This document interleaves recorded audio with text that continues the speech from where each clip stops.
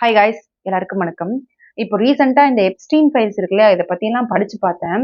And it really disturbs me a lot. என்ன மட்டும் இல்ல, நிறைய பேரை இது வந்து பயங்கரமா டிஸ்டர்ப் பண்ணியிருக்கு.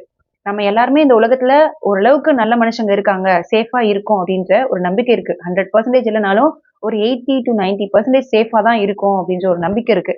அந்த நம்பிக்கை எல்லாத்தையுமே கெடுக்கிற மாதிரியான ஒரு விஷயம் தான் இந்த எப்ஸ்டீன் ஃபைல்ஸ். இந்த எப்ஸ்டீன் பண்ணுன விஷயங்கள் எல்லாமே. ஒரே ஒரு மனுஷன் தனக்குள்ள இருக்கிற ஒரு வக்ர புத்திய அவனுக்காக அவன் யூஸ் பண்ணிக்கிட்டது மட்டும் இல்லாம, அவனுக்கு பணத்து மேல இருந்த ஒரு அப்சஷன்ல பணம் நிறைய சம்பாதிச்சு அண்ட் அவனுக்கு இருக்கிற அந்த நெகட்டிவ் திங்கையே வந்து ஆஹ் பணமாக்குனது மட்டும் இல்லாம, சுத்தி இருக்கிற நிறைய பீப்புள்ஸ் ரொம்ப பவர்ஃபுல்லான இந்த உலகத்துல இருக்கிற நிறைய விஷயங்களை கண்ட்ரோல் பண்ற மாதிரியான பொசிஷன்ல இருக்கிற பவர்ஃபுல்லான பீப்புள்ஸையுமே அந்த நெகட்டிவிட்டிக்குள்ள இன்ஃப்ளூயன்ஸ் பண்ண அதுக்கு வாய்ப்பு ஏற்படுத்தி கொடுத்த ஒரு பர்சனா இருந்திருக்கான். சி இந்த உலகத்துல நிறைய விஷயங்களை இன்ஃப்ளூயன்ஸ் பண்ணணும் அப்படின்னா we have to focus on the powerful peoples. சி ஒரு நெகட்டிவான பர்சன் கையில கிடைச்ச பணமும் அவன்கிட்ட கிடைச்ச பவரும் எந்த அளவுக்கு இந்த வேர்ல்ட நெகட்டிவ் வேல இன்ஃப்ளூயன்ஸ் பண்ணும் அப்படின்றதுக்கு ஒரு பெரிய எக்ஸாம்பிள் இந்த எப்ஸ்டீன் தான் அப்படின்னு நினைக்கிறேன். இப்போ இது எல்லாம் நடந்து முடிஞ்சிருச்சு. இதுக்கப்புறம் நம்ம எதுவும் பண்ண முடியாது. நடந்து முடிஞ்ச ஒரு விஷயத்த தான் நம்ம இப்ப எல்லாமே பார்த்துட்டு இருக்கோம். நம்ம இப்ப யோசிக்க வேண்டியது, இதுக்கப்புறமும் இந்த வேர்ல்டு இதே மாதிரியே கண்டினியூ ஆயிட்டு இருந்துச்சுன்னா, மனிதர்கள் நாம எல்லாரும் என்ன ஆவோம் அப்படின்றத யோசிக்கணும். அண்ட் இந்த மாதிரி ஒரு நிலைமை வர்றதுக்கு காரணம் என்ன? அதுக்கு ரூட் என்ன? அப்படின்றத கண்டுபிடிச்சு அதை சரி பண்ண வேண்டிய கட்டாயத்துல நம்ம இருக்கோம் அப்படின்னு நினைக்கிறேன்.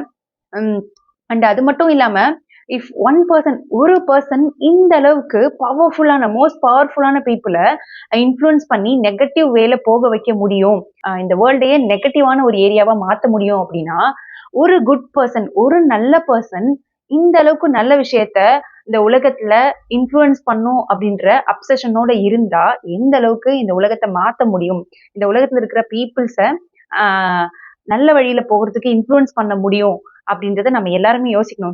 நெகட்டிவிட்டியை மட்டும்தான் ஸ்ப்ரெட் பண்ண முடியும்னு கிடையாது, நல்ல விஷயங்களையும் ஸ்ப்ரெட் பண்ண முடியும். கண்டிப்பா குட் பீப்புள்ஸ் ஆர் நல்லது இந்த உலகத்துல நடக்கணும்னு நினைக்கிற பீப்புள்ஸ் எல்லாருமே கொஞ்சம் ஒன்று சேரணும்.